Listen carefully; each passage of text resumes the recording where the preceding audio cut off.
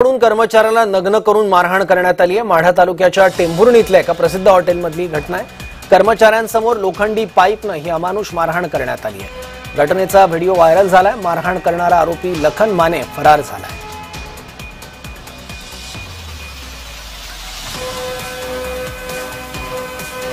पेणमधील चिमुरडी 48 तासांनी सापडली आहे। हेटवणे आदिवासी वाडीच्या जंगलात चिमुरडी आढळली।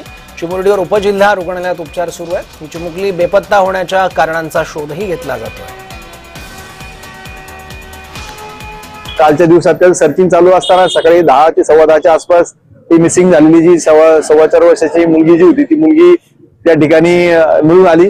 नंतर त्या मुलीला इमिजिएटली वैद्यकीय पथकाच्या मदतीने आपण उपजिल्हा रुग्णालय पेण या ठिकाणी तिला भरती केलेलं आहे। तिच्यावर पुढचा वैद्यकीय उपचार सध्या चालू आहे।